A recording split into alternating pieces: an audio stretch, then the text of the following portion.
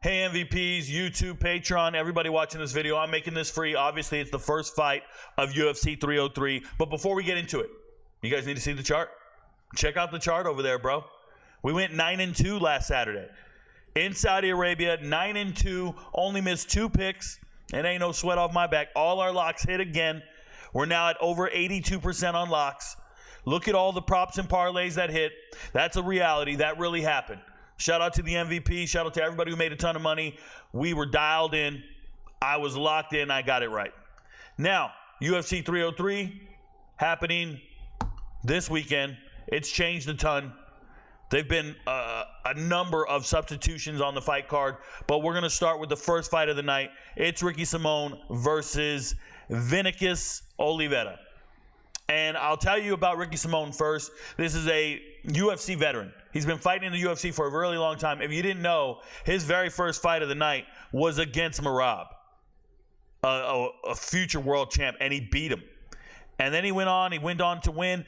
And it gets a little concerning when I see him going the distance with Ronnie, I'm a rat, yeah, right? It gets a little concerning when you see him losing 2 fights, but look at who it is. Rob Font and Uriah Faber, man. Really good fighters. And he went on a run, beat up some guys, and then he's on this 2-fight losing streak. That Song Yadong was a main event fight. He loses in the 5th round. He gets folded. He gets clocked. It's not good.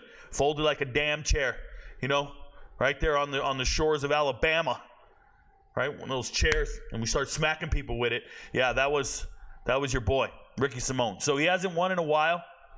He's little, and he frustrates you. I want to tell you, Ricky Simón is the type of fighter to get booed by the crowd because he's just gonna keep his distance, stay away, and not really put himself in harm's danger. Gonna keep moving around. He's a little muscle-bound dude, and then at some point he's gonna shoot for a takedown.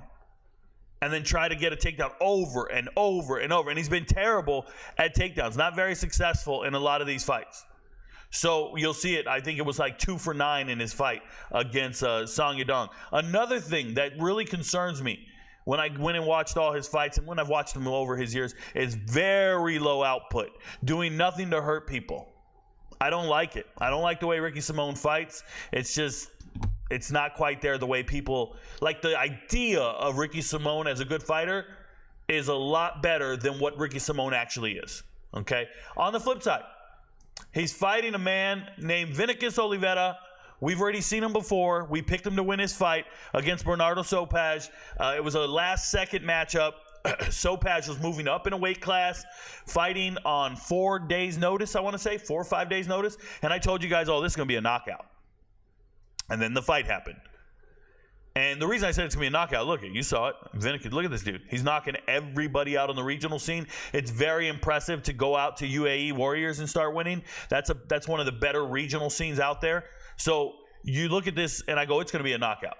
I saw him on Fight Night against Victor Madrigal. Just absolutely rocked Madrigal, a Mexican fighter. And I remember Dana White goes, holy shit. He always does that thing. But for me, when I looked at it again, all I saw was a guy redlining the whole time. And when I say redlining, I mean he's just all out, just throwing every strike with no regard for his own safety. And he's trying to just blow you up. And I'm saying he throws hard calf kicks. He looks so explosive. And I would say that I like him. I like him a lot. And if you watch the highlights, it was a flying knee in the 3rd round. But if you sit down and really pay attention, he's reckless. He's reckless. He did a spinning back fist, a spinning back elbow. He did a number of things to put himself in a position where he could never get up again. He got taken down. And you see the control time. 4.5 minutes by some dude on 4 days' notice. And I'm telling you, Sopaj is nothing of the wrestler and grappler that Ricky Simón is. Okay, so the lack of discipline, the lack of fighter IQ and experience, I think it's going to come to fruition. I think it's going to show. Now, there could be a change in the guard here, and Ricky Simón could just be fading away into obscurity, and no one's going to know how good of a fighter he once was. He is 31 years old. I think he should be in his prime. I think we should see the best of Ricky Simón. But when you lose 2 in a row, it's tough to get off the mat, right? It's tough to bounce back. I'm telling you, these 2 losses, Vinicius Oliveira is going to lose these 2 fights. Vinicius Oliveira would lose these 2 fights. He wouldn't make it to the 5th round. What do you want me to, like, would he beat all these guys in a row? I don't know. I don't think he goes to decision with Rob Font. So when you start looking at the fighter for themselves, you don't be mad at Ricky Simón for having 2 losses. What I think is going to happen here is the young kid's going to come out. And I say young, he's not that young, he's 28. But Vinicius Oliveira is going to come out balls to the wall. And at some point, he's going to get taken down and lose the round. Judges don't like that. Judges don't value wrestling anymore, or dominant body position, or grappling. Like, they really don't. But you can't give this guy the round just because he was a little flashy here and there, and then he got taken down. I think he's susceptible to takedowns. I think it's possible. It doesn't feel good, though. Early prelim, it doesn't feel good. So let me show you guys what I have on the chart. I have Ricky Simón by decision, and then I'm going to tell you over rounds. Okay, I have Ricky Simón finding a way to win this fight just by fighter IQ and getting takedowns.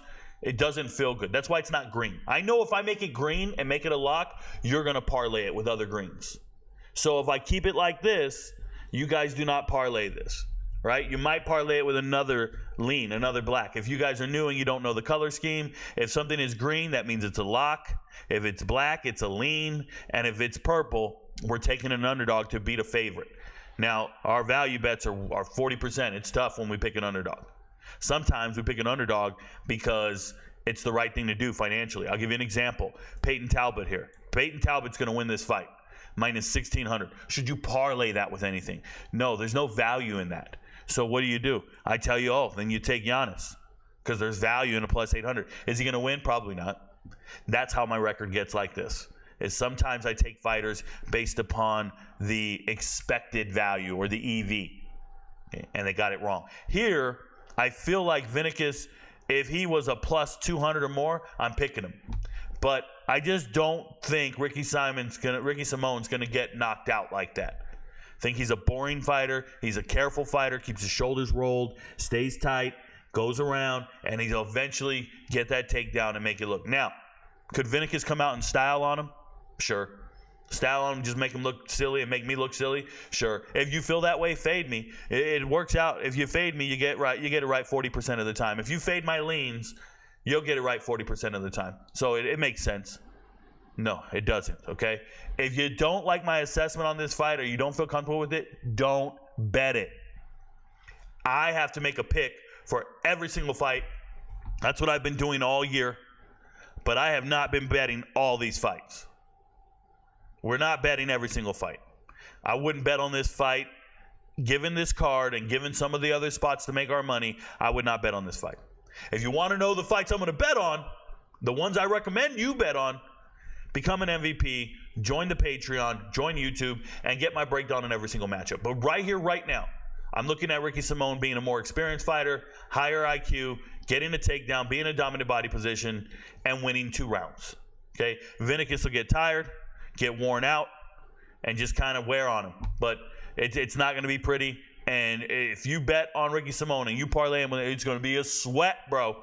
You're going to be sitting in a puddle of your own shit. Like, it's going to be a sweat, and we don't need that sweat.